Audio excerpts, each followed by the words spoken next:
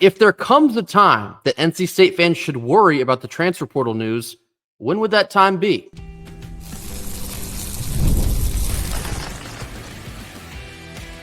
You are Locked On Wolfpack, your daily podcast on the NC State Wolfpack, part of the Locked On Podcast Network, your team every day.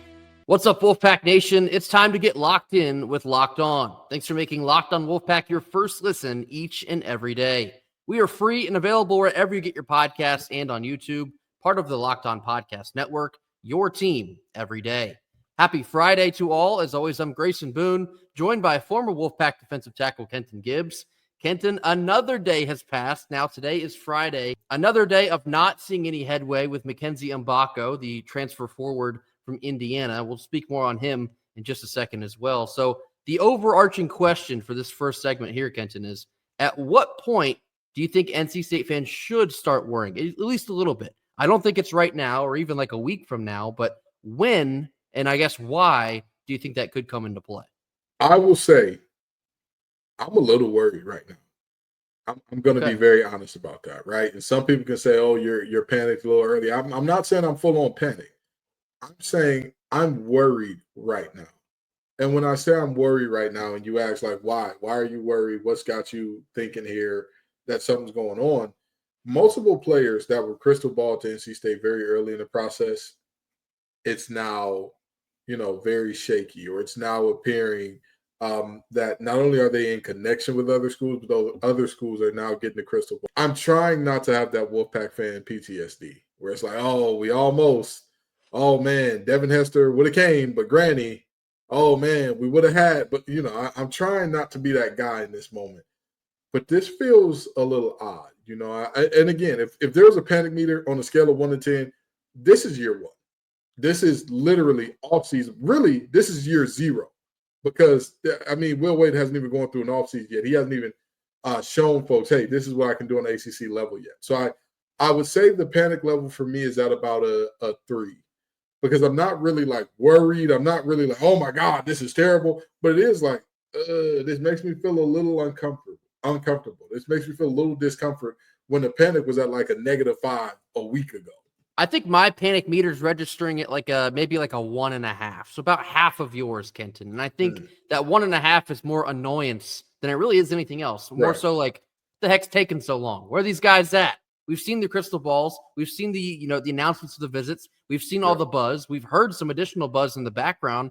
What is actually taking so long? But we'll start here with Mackenzie Mgbako because that is the most prominent name to be mentioned, in the last week's time frame here. Mackenzie Mgbako is the transfer forward from Indiana, former McDonald's All-American, 5-star guy.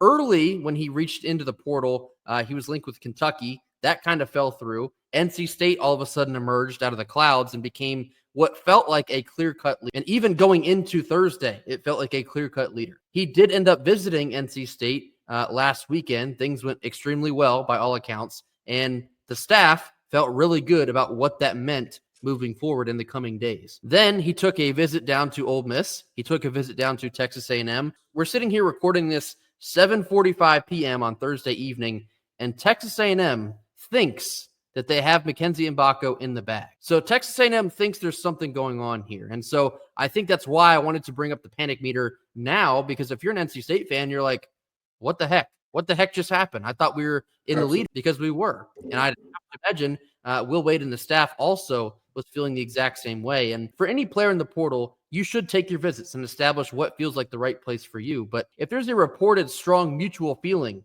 between both parties and you're still going on visits and then all of a sudden there's like silence, that seems a bit odd to me. It kind of feels, I'll be quite honest, like he's fishing for a bigger offer, trying to see how much he can get out of this process, which is not exactly an unusual symptom of what this landscape now means. These players have leverage and they intend to use a lot of that leverage. So that is very quickly what this situation seems to be devolving into. Texas A&M, they all of a sudden, they feel like they have a very strong situation going in their favor. I saw Georgia fans act very similar. I think it was Wednesday evening, talking about Ian Jackson. Everybody thought that Ian Jackson would be going to St. John. Still do believe that will be the case, but Georgia fans, all of a sudden, they started to stir up on the internet where they felt like they were going to land Ian Jackson there in Athens. What does that mean for NC State here in the coming days, Kenton? how much can it mean? Obviously, every fan base thinks, hey, we've got these guys in the bag or whatever the case may be, and it doesn't necessarily work out that way. I'd take all of it with a grain of salt, one way or the other. Like Grayson said, these players have the leverage. They have the power. At this point, you're kind of at their mercy for what their decision lands with. In the new landscape of NIL and the unlimited transfers, it can be complete unmitigated chaos when things get leaked or maybe, rumors get started. For Mackenzie Mgbako now all of a sudden to be shifted toward Texas A&M in just a matter of hours, I don't know how to feel about that, because Texas A&M just like 24 hours ago saying, it's nice that he came to see us, but he seems like a pretty clear-cut NC State take here.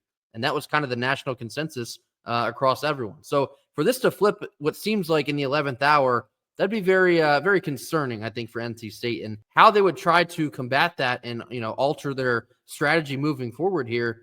I don't know. I don't think you're late in the process, because there's also several bigger names that enter the portal on Thursday. And we all saw that tweet from Trilly Donovan that basically said, I hope y'all didn't spend all your money yet, alluding to the fact that there will still be several very big fish that have yet to enter the portal. So certainly not short on time, so to speak. So there's no need to panic, but I think it's valid to have a little bit of concern specifically on the status of Mackenzie Mgbako. I do want to speak very quickly about another portal visitor. Terrence Arsenault, who is a guard/small forward from Houston, did visit NC State here on Thursday, met with Will Wade and the staff. Terrence Arsenault is a very fascinating situation because he was a 3-year player at Houston. I spoke about him yesterday. He didn't get a ton of opportunity, but he was a very supplemental player. I know he dealt with a little bit of injury this year, which kind of cut back on some minutes, but this is a kid that was playing for a very tough Houston team. I mean, they just played for the national championship and came up, one shot short. In my mind, Arsenault is a interesting prospect for Will Wade, because what do we know about Houston teams? They're going to play relentless defense. They're going to have undeniable effort, and they're going to fight till the very end. Those are all three things that would be very valuable, especially with Will Wade as your head coach. And Terrence Arsenault is certainly not devoid of talent. He's a former 4-star kid coming out of high school. I think he was like a top 40 player, top 40 in the country coming out of high school. So it's another situation. This is like the 13th time I've said this about somebody. They have a lot of potential. They haven't quite reached that peak potential at their first stop here. And if you perhaps get them into a Will Wade system, who knows what could happen. But this could be a situation that moves very quickly. In fact, I anticipate that it will. Terrence Arsenault, I think, would be a pretty solid get for the Wolfpack. As we all know, every hour in transfer portal world is ever changing. Situations are extremely fluid. We're watching it now with Mackenzie Mgbako. We have some visits scheduled up for next week, but you never know with these type of things. Things that are set in stone one day are very loose just 24 hours later. But I want to know what y'all are thinking about your panic meter. Are you considerably worried about the lack of commitments at this point in time? Me personally, I don't think you should. Still be a lot of talent to enter the portal. And I love that tweet again from Trilly Donovan saying, I hope y'all didn't spend all your money yet, because NC State has not. In fact, they've been very, I'd say, conservative in a sense with how much money they've spent. And that would open up potentially a ton of doors here, I guess, in the 11th hour for some big fish to come swimming on through. Coming up next, we're getting into Fan Friday, addressing our top comments of the week. This comes after a quick word from our sponsors. Our Friday sponsor is Amazon Fire TV. Did you know that your Fire TV is also an Xbox? You can turn any TV into a gaming and entertainment hub with your Fire TV Stick 4K devices. No console required. Just grab your paired controller and subscribe or sign in to Xbox Game Pass Ultimate with EA Play included. And just like that, you're ready to play. You can dive into hundreds of premium titles from EA Sports College Football 25 to Call of Duty Black Ops 6 and Avowed.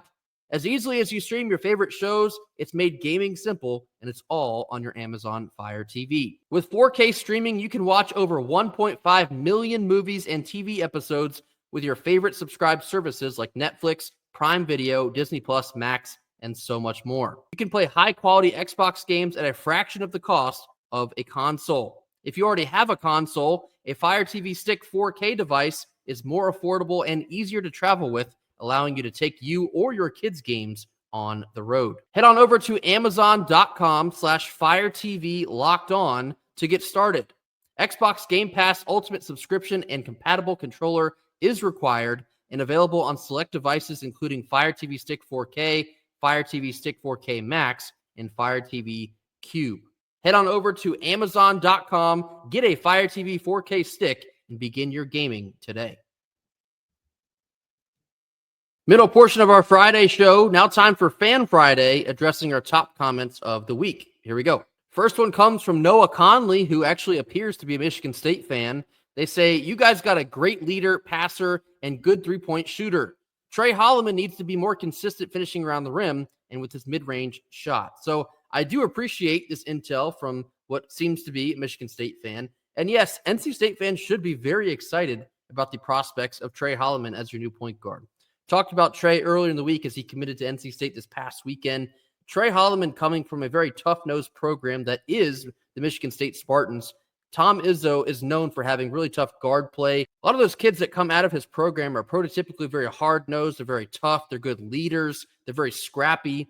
And Trey Holloman embodies every single one of those characteristics that I just gave. A captain who's a guard coming out of a Tom Izzo system is somebody that I will take virtually every single year, whoever it is. The way that Izzo runs his program and the type of player that they have to be in order to run in that program, that's somebody that you can basically plug and play into a lot of different systems all over the country. So I think Trey Holloman's going to be a really exciting pickup for NC State. He's not Superman by any means. He's not going to be LeBron James, but we're looking for a more refined point guard that can be a good table setter, can knock down the open shot from time to time, and always look to make the open pass. He needs to be a court general, and I think Trey Holloman more than has the capability to do so. And a lot of people do point to his three-point shooting from this past year, but I typically point to the year before that when he was shooting like 42% on just a slightly smaller catalog. So I think Trey Holloman can be a little bit of a Swiss Army knife. He does a lot of things really well and certainly makes him a good take for the NC State Wolfpack.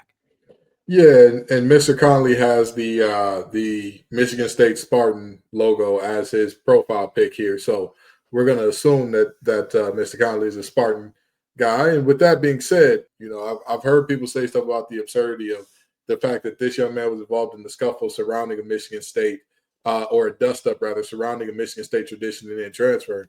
But outside of that, I have not heard anybody say anything negative about this young man, which in today's day and age, when everybody's got something bad to say about everybody, the fact that even the people who, the fan base that he is leaving, has nothing but good things to say about him. Top-tier fan base, top-tier player. I'm excited to have him. Second one comes from Bradley M. They say, let's be honest. Yes, we need patience, but we've been in LLS purgatory, which is lovable loser syndrome, for too long. He took that one from Kenton. I know it'll get done right, but this wait is irritating a little bit. So yeah, it kind of reemphasizes what we were just saying just a couple minutes ago. We have nothing but faith in Will Wade and Andrew Slater and the rest of this staff to build a very formidable team in just year one. But at the same time, you can't help but see what the other schools around the country and some of these big name prospects come off the board. And you're sitting here wondering like, all right, well, when's it going to be our turn? I want to see stuff happen too. Same goes for Kenton. We want to see NC State be exciting. We want to see NC State connect to the big fish, all that. So you're certainly preaching to the choir here, Bradley. I tend to find a lot of solace in the fact that guys like Trilly Donovan are saying there's things coming behind the scenes. I hope y'all have some coins left in your bank because you might need them if you want to land some big fish here in these next couple weeks. And seeing the way that things have kind of played out, I guess for better or for worse, Will Wade and Andrew Slater have been very strategic about how they've gone about this process. And it might just happen that you get a lot of great prospects kind of fall into your lap here. Yeah, I will say this. What I look at in terms of, you know, the purgatory, the wait, all that, the thing is there was a lot of noise and then it got quiet. And that to me is worse than if it were quiet all the way along. So Bradley, I'm very much so there with you. I very much so am there and like, all right, what's happening?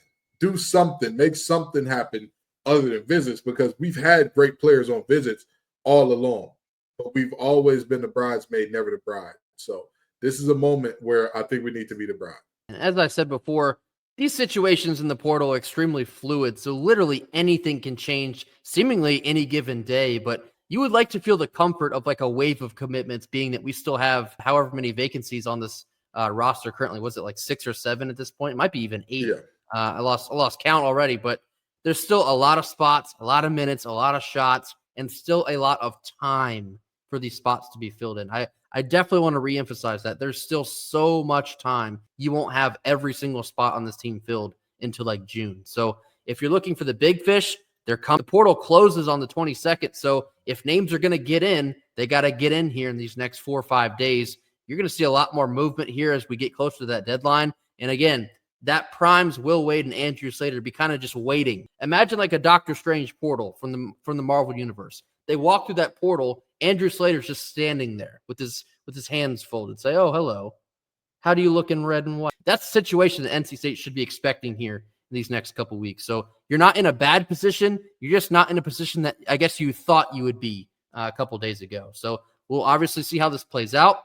For better or for worse, NC State is still in a very good spot to make some strikes here. Next one comes from Carla Jenkins. This is a very, very intriguing question. It's been kind of asked in different forms, but I like the way that this one is worded here today.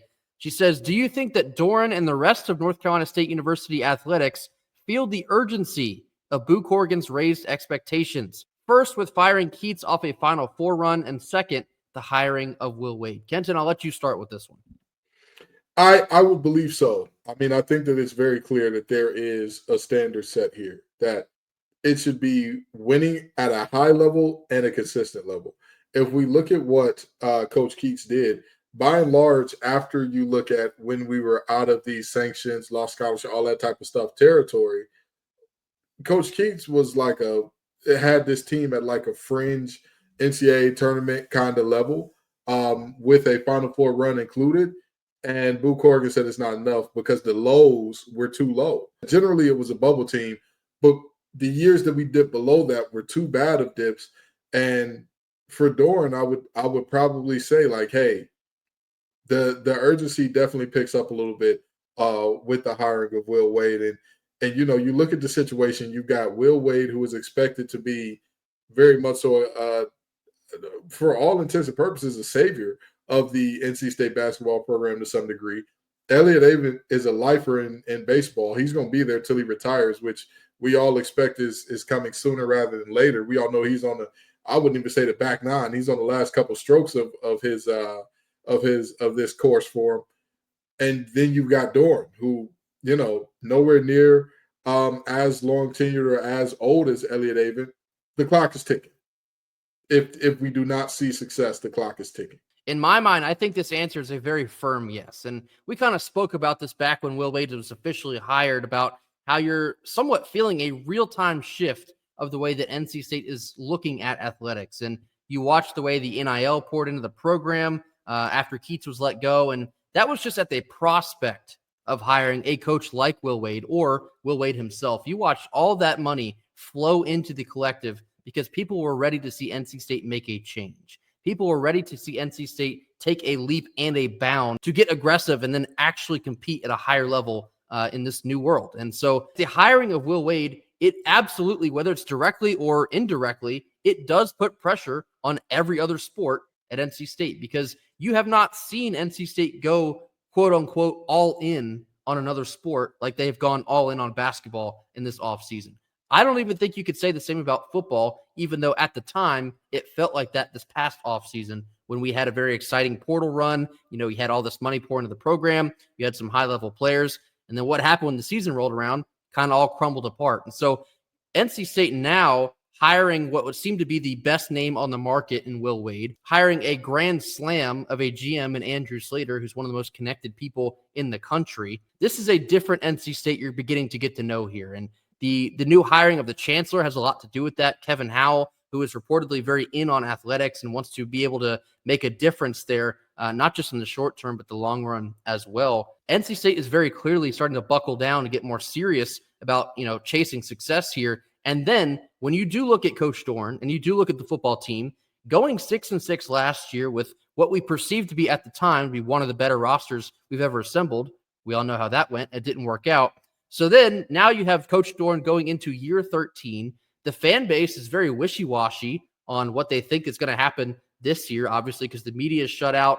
You know, the public is shut out from the spring game. It's going to rub people the wrong way, and their hair is going to stand up on the back of their neck a little bit when they think about football and how, let's be honest about this as well, we haven't really accomplished a ton with Coach Doeren at the helm. We seemingly always felt like we get to the doorstep and we can't quite get through the door. And so if that's the situation that's going to continue yet again this year, I wouldn't be surprised if you see some changes made, because I remember Coach Doran saying last year that he didn't feel any additional pressure from both basketball teams going to the Final Four and the baseball team going to Omaha. And to that, I say, well, maybe they should have, because they fell flat on their face. It was very disappointing. And that's so difficult to try and pick up all the pieces and then go right back at it again the next year when you lose your defensive coordinator, you lose a bunch of players to the portal, XYZ. It's very tough to try and rebound in that fashion. So long story short, yes, there is absolutely, whether it's intended or not, there is a heightened sense of urgency for the rest of the sports to compete